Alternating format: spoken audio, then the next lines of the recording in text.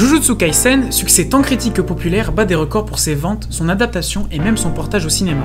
Avec plus de 30 millions d'exemplaires vendus en 2021, il continue de régner sur le Jump, devançant tous les mastodontes que sont toujours One Piece et My Hero Academia. Ce shonen, mariant à la fois un univers sombre et un humour décalé, a su se démarquer. Quelle est la recette de ce succès? C'est ce que nous allons essayer de voir dans cette série d'analyses arc par arc.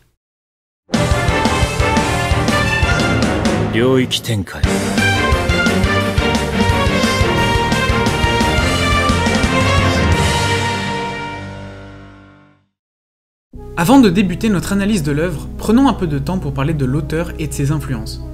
Gege Akutami est un auteur mystérieux, complètement anonyme jusqu'à son pseudonyme. Jeune mangaka né en 1992, il fait partie de la nouvelle génération du Jump. Ayant fait une école d'art qui le restreignait plus qu'autre chose, il s'est vite lancé dans de nombreuses histoires au succès plus ou moins retentissant, avant de complètement percer avec Jujutsu Kaisen 0 que nous n'aborderons que très peu dans cette analyse. Parlons maintenant des deux auteurs l'ayant le plus influencé. L'impact de Togashi sur le médium est incommensurable. C'est tout d'abord avec Yu Yu Hakusho, sa première longue série, que Togashi explore profondément le spiritisme entourant le Japon. Véritable carton, il n'en sera rien comparé au succès d'Hunter x Hunter, shonen d'aventure, tantôt grisant, tantôt effrayant. Son trait simple et efficace trace directement le coup de crayon que cherche Akutami pour son manga. Il s'inspirera d'autres grands noms comme Murata, Kubo ou encore Kishimoto, ce qui forgera son style sec et nerveux. Mais c'est avant tout l'arc Chapter Black Saga de Yu Yu Hakusho qui marque Akutami. La complexité de ces personnages change radicalement du traditionnel antagoniste au vil dessin, pour celui auquel on peut ressentir un certain attachement. De nombreux aspects de cet arc seront détournés plus ou moins grandement par Akutami pour étoffer l'univers de son manga.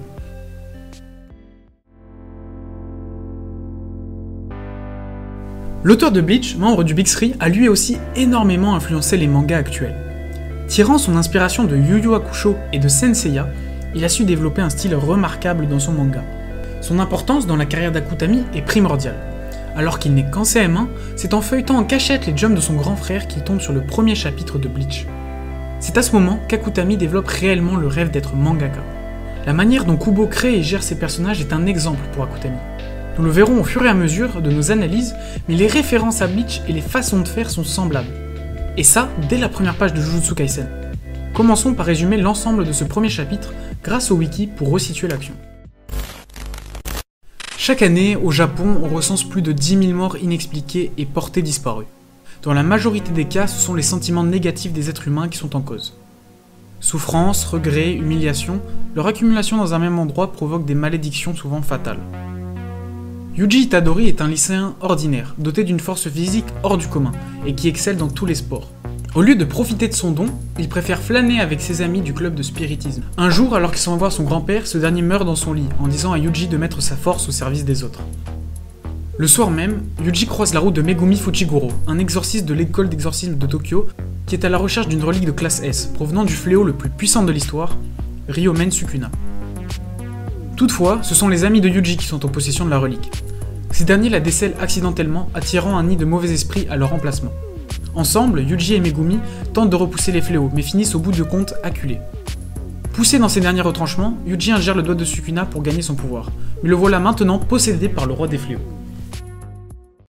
Ce chapitre sert à établir les motivations de son protagoniste, comme la majorité des shonen du genre. Ce sont les derniers mots de son grand-père qui déterminent toutes ses actions dans le manga, lui demandant de mettre sa force au service des autres. Cette force est à la fois de caractère, mettant sa vie en danger pour ses camarades, et jonglant entre ses obligations scolaires et familiales, mais aussi physique par les aptitudes hors normes qu'il détient. Pour l'instant, nous ne savons pas pourquoi Itadori détient des facultés surhumaines, mais la révélation énigmatique que voulait lui soumettre son grand-père au sujet de ses parents pourrait nous mettre sur une piste. Ses parents pourraient détenir des capacités spirituelles à la manière de ce d'Ichigo dans Bleach. À ce propos, le caractère de Yuji ne déroge pas à la règle des protas shonen, jovial, entêté, prêt à tout pour son prochain. Il est directement inspiré par le grand frère d'Akutami, duquel il est admiratif. Mais comme nous allons le voir dans les prochains chapitres, ce qui démarque Itadori, c'est que son obstination va devenir presque une malédiction pour lui. En parlant de malédiction, parlons de l'énergie occulte. Elle est directement liée aux exorcistes, partie intégrante de la culture mystique japonaise. Pour expliquer la présence importante de la mythologie dans Jujutsu Kaisen, il faut évoquer Hideaki Anno, créateur d'Evangelion. Animé réputé pour son ambiance, il puise énormément dans les mythes bibliques pour construire son univers. ce qui inspirera grandement Akutami dans la façon d'aborder son manga. Fasciné par les rapports entre les dieux et les humains, il empruntera énormément au bouddhisme et à l'hindouisme. Tellement que son principal antagoniste, Sukuna, est tiré d'un mythe éponyme. Les références religieuses sont donc un socle solide pour l'écriture d'Akutami. Quoi de mieux qu'utiliser une puissante entité maléfique pour la mettre en opposition avec son protagoniste? Surtout que le mythe dont elle est tirée reflète parfaitement le conflit entre ces deux personnages dans un même corps. Le premier chapitre de Bleach a énormément d'importance pour Akutami, comme nous l'avons vu précédemment. C'est pour cela que les similitudes et références sont nombreuses. C'est notamment le concept même du chapitre qui est semblable. Un membre d'une société occulte intervient dans la vie d'un lycéen pour le sauver d'une menace surnaturelle. La première page de Jujutsu Kaisen est sensiblement la même que celle de Bleach. Le lieu et la date sont installés par une didascalie, l'action se situe dans un décor nocturne aéré où le futur deutéragoniste aux cheveux noirs cherche une présence occulte. Puis dans les pages qui suivent, c'est le caractère du personnage principal qui est introduit. Enfin, le premier grand thème que l'on peut dégager de ce premier chapitre, c'est donc bien la façon dont on doit mourir. Yuji passe d'un personnage sans réel objectif apparent, qui se contente de profiter de ses années scolaires, à un lycéen voulant tout faire pour protéger les autres, quitte à se sacrifier, comme le personnage de Megumi. On peut comprendre aussi que tout l'enjeu de Jujutsu Kaisen va tourner autour de la mort des personnages, et surtout pourrait se conclure sur la mort de son protagoniste.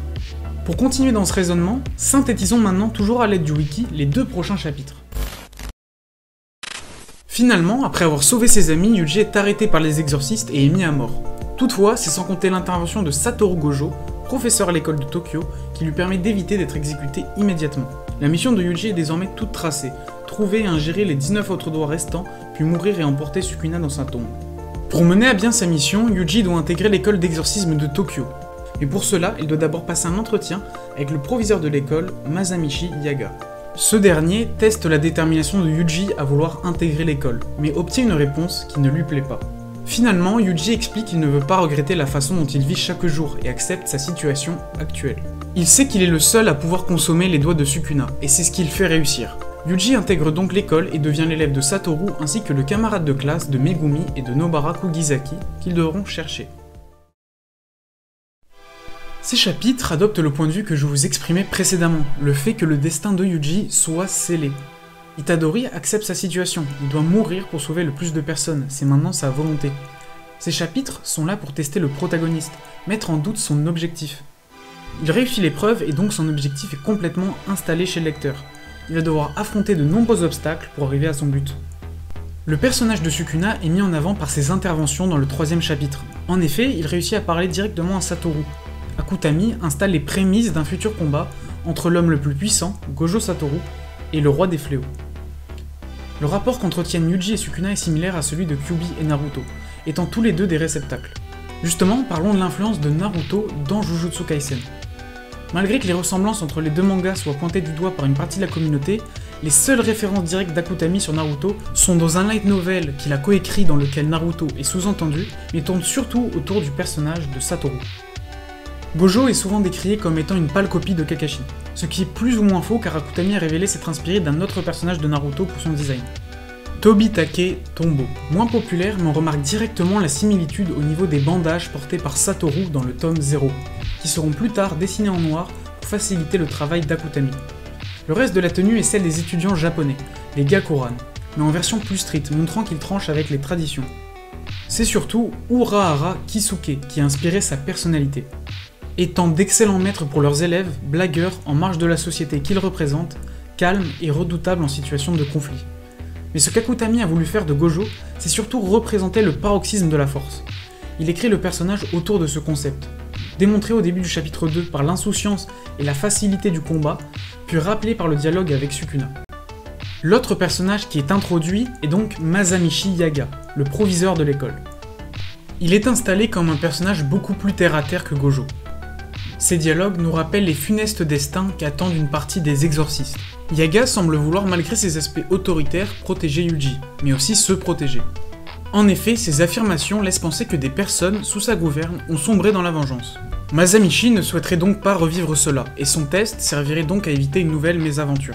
Le pouvoir de Yaga synthétise parfaitement son caractère. Il peut insuffler de la vie dans des peluches qu'il confectionne, appelées des incarnés. En même temps de nous montrer une nouvelle façon d'utiliser l'énergie occulte, Akutami met en exergue la personnalité de Yaga dans son pouvoir. Masamichi ayant perdu la confiance en son enseignement, peut de lui-même créer et contrôler ses propres poupées. Hormis cela, son prénom représente son caractère, et son nom illustre son pouvoir lié à la métamorphose. On peut aussi remarquer que son design est inspiré d'un célèbre catcheur, Masahiro Shono. Enfin, parlons du début de la relation entre Yuji et Megumi. Au contraire de ce que peuvent affirmer certains, il n'y a aucune similitude avec leur relation de Naruto-Sasuke. Comme démontré dans le premier chapitre, Megumi, malgré son côté agacé, détient un respect pour la faculté qu'a Itadori à risquer sa vie. Et encore plus en avant par la requête qu'il fait à Gojo pour éviter son exécution. Malgré leurs différents petits accros, dus au caractère réservé et sérieux de Megumi, les deux se vouent un respect mutuel. Pour pouvoir parler de Yuji plus profondément, il faudrait le mettre en parallèle avec Yuta Okotsu, le protagoniste de Jujutsu Kaisen 0. Et je réserve cette partie à notre future analyse de ce préquel. Le lendemain, Yuji, Megumi et Satoru partent pour Harajuku afin d'aller chercher Nobara. Une fois réunis, Satoru emmène ses élèves dans un bâtiment abandonné. Alors que Megumi se remet de ses blessures, Satoru envoie Yuji et Nobara en mission pour tester leurs capacités. Là-bas, ils devront exorciser plusieurs fléaux qui hantent le bâtiment. Il confie à Yuji Tozama, un objet maudit, et lui dit de ne pas laisser Sukuna prendre le contrôle, puis force Megumi à rester en arrière. Il confie par ailleurs à ce dernier que le but de cette évaluation est de tester les capacités de Nobara. Pour lui, un exorcisme doit être un brin cinglé, et il veut savoir si elle peut dépasser son dégoût pour les fléaux, à l'instar de Yuji, qui en tuerait un sans hésiter. Une fois à l'intérieur, Nobara force Yuji à se séparer, et il est soudainement attaqué par un fléau. Il parvient à trancher l'esprit à l'aide de Tozama que lui a donné Satoru. Nobara, quant à elle, est confrontée à un esprit avec suffisamment d'intelligence pour prendre un enfant en otage. Elle dépose ses armes et se rend pour le bien de l'enfant. Soudain, Yuji fait irruption à travers le mur et sauve le jeune garçon, donnant à Nobara l'opportunité d'exorciser le faible fléau.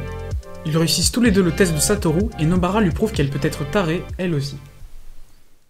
Ces chapitres sont là pour introduire et tester le dernier membre du trio de nos protagonistes.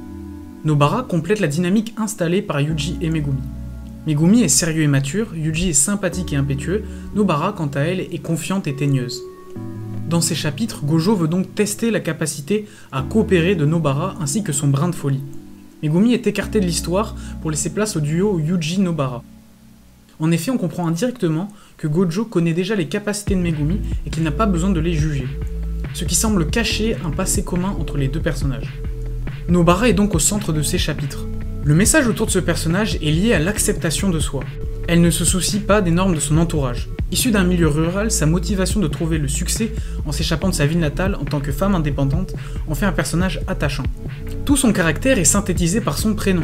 Il fait référence à son caractère rebelle, malgré son apparence raffinée, et évoque son origine campagnarde. Enfin, sa technique occulte, usant des clous, est aussi liée à son nom de famille. Ces 5 premiers chapitres établissent l'univers et les personnages clés. Maintenant, parlons des chapitres 6 à 9 qui marquent un tournant dans la narration de Jujutsu Kaisen.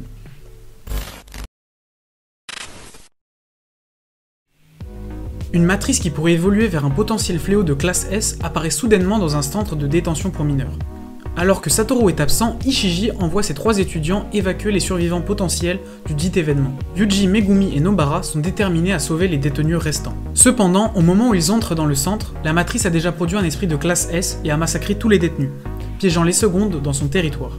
En assistant à ce massacre, Yuji souhaite ramener le cadavre d'un des détenus à sa mère, mais Megumi l'en empêche. Ce dernier pense que les détenus ne peuvent pas être sauvés, étant donné que ce sont des criminels, provoquant une dispute entre lui et Yuji. Nobara, qui essaie de les séparer, est alors soudainement enlevé, et le fléau de classe S apparaît de nulle part devant Yuji et Megumi. Nobara, de son côté, fait face à plusieurs autres fléaux. Les 2 apprentis exorcistes décident de se séparer, Yuji continuant de faire face au fléau, tandis que Megumi s'en va sauver Nobara. Ailleurs, Nobara exorcise la majorité de ses opposants, mais est finalement battu par leur nombre. Avant qu'elle ne soit dévorée, Megumi la sauve en utilisant son familier Crapaud. Finalement, une fois sorti du centre, Megumi utilise le hurlement de son chien Jade, pour pouvoir prévenir Yuji qu'ils sont sains et saufs. En entendant cela, Yuji libère la conscience de Sukuna qui élimine sans effort le fléau de classe S. Cependant, Yuji est incapable de reprendre immédiatement le contrôle de son corps, laissant Sukuna en liberté. Dehors, Megumi se rend compte que le territoire du fléau a disparu. Soudain, Sukuna apparaît à côté de lui. Et pour que Yuji ne reprenne le contrôle, le roi des fléaux lui arrache son cœur. Megumi combat alors Sukuna en 1 contre 1 et se fait dominer par ce dernier. Alors qu'il est sur le point d'utiliser toute sa puissance, Megumi dit à Yuji qu'il a été sauvé car il pensait que c'était une bonne personne. En entendant cela, Yuji parvient à reprendre le contrôle de son corps, mais meurt inévitablement. Ces chapitres sont les premiers à mettre réellement en avant le côté cruel et gore de Jujutsu Kaisen. La tension de la mort des personnages englobe l'arc. L'absence de Satoru fait que les personnages sont livrés à eux-mêmes. Comme présenté à la toute fin du chapitre 5, nous savons qu'un des personnages va mourir, et donc chaque rencontre face à un ennemi devient haletante, se concluant par la mort du protagoniste. Celle-ci a été orchestrée en partie par Akutami par des problèmes avec ses éditeurs. Le succès de Jujutsu Kaisen étant relatif, il fallait d'une certaine façon forcer leur confiance. La mort étant un élément complètement inopiné, le manga a pu continuer. Cet arc présente donc de nombreux aspects de l'univers d'Akutami. Présenté dès le premier chapitre, avec le doigt de Sukuna, les classes sont un élément récurrent et primordial pour comprendre les rapports de puissance présents dans Jujutsu Kaisen. Cet élément, très facilement identifiable pour tout lecteur, provient de Yu Yu Hakusho, où les monstres sont classés des catégories Z à A, puis S pour les plus spéciaux. Akutami a repris ce système pour simplifier la compréhension des puissances et l'a mis en premier plan en l'intégrant directement dans la hiérarchie des exorcistes. Une autre grande particularité présentée lors de la rencontre face à la matrice sont les territoires. Des zones matérialisées par la force occulte, ajoutant ou améliorant les capacités de son utilisateur. Les territoires sont aussi un élément présent dans Yu Yu Hakusho, une zone régie par l'utilisateur autour de lui conférant des techniques supplémentaires. On voit l'inspiration par le nom et aussi par l'architecture du bâtiment, expliquée de la même manière dans Yu Yu Hakusho. Akutami a rajouté un peu de bleach avec ses territoires, par la formule extension du territoire, rappelant le Bankai, révélant les capacités maximales de l'utilisateur. Ce mélange donne une base solide et efficace pour les combats, ainsi qu'une attente supplémentaire quant à leur révélation. La dispute qui intervient entre Yuji et Megumi montre la différence de point de vue entre les deux personnages. Yuji a une vision beaucoup plus extrême, pensant qu'il faut sauver tout le monde, contrairement à Megumi, qui est plus rationnel et surtout basé sur ses convictions. Malgré cette vision opposée, leur confiance mutuelle surpasse cette rencontre, Yuji étant prêt à se sacrifier une nouvelle fois. Mais Megumi se doit de tout faire pour sauver son ami, prêt à combattre à lui seul Sukuna dans un combat à sens unique. La puissance qu'il développe, alors que Yuji n'a ingurgité que quelques doigts, est immense. Par ses capacités athlétiques et sa réserve d'énergie spirituelle, mais aussi par l'extension du territoire qu'il produit, matérialisant un sanctuaire bouddhiste décoré de crânes. Il montre aussi toute sa cruauté envers Yuji, souhaitant avant tout causer son malheur, allant jusqu'à proposer aux classes S de l'accompagner. Doté d'une grande confiance en soi, il s'amuse dans son combat face à Megumi, mais ce qui est intéressant, c'est l'intérêt qu'il lui porte à la fin du combat. On comprend que les capacités de Megumi de modéliser des familiers à partir d'ombre est impressionnante pour Sukuna, prêt à le laisser user une dernière fois de ses pouvoirs pour ne pas gâcher totalement sa faculté. Toutes les techniques présentées jusqu'à présent de l'énergie occulte rappellent le Nen d'Hunter x Hunter, mais nous aurons l'occasion d'y revenir. Enfin, ce qui conclut cet arc, ce sont les révélations sur les motivations de Megumi. N'ayant peu ou pas connu son père, il a une relation proche avec ce qui semble être sa sœur, Tsumiki, insufflant à Megumi la volonté de sauver seulement ceux qu'il souhaite. La requête qu'il avait soumise à Gojo était en fait égoïste, car pour lui, Yuji était une bonne personne, et c'est pour cela qu'il ne voulait pas le voir mourir. Ce qui se conclut par une scène touchante, dans laquelle Megumi révèle ne pas être un héros, mais seulement un exorciste. Ce qui fait ressortir Yuji. Toute la saveur de Jujutsu Kaisen est synthétisée dans cette scène. La cruauté par le choix que doit faire Megumi, la poétique tragique par la manière de faire, l'ambivalence des personnages par la motivation et le caractère de Megumi, et surtout, le terrible destin par la magnifique mort de Yuji. Cette relation est le cœur de cet arc. La dispute liée aux différents points de vue entre les personnages s'est trouvée être l'élément qui résout le conflit. Megumi a sauvé Yuji égoïstement parce que c'est une bonne personne, et ne le regrette pas. Ce qui laissera notre protagoniste sourire et s'excuser avant de s'écrouler. Avant de finir cette vidéo, je voudrais remercier Noé Guiton qui a composé le jingle. Il a une chaîne où il fait des trucs vraiment quali, que ce soit des covers ou des musiques originales, le lien est en description. Ainsi que Sanabil pour la super miniature de cette vidéo, son Twitter est aussi en description. N'hésitez pas à partager, ça soutient vraiment, et on se retrouve possiblement pour une prochaine analyse.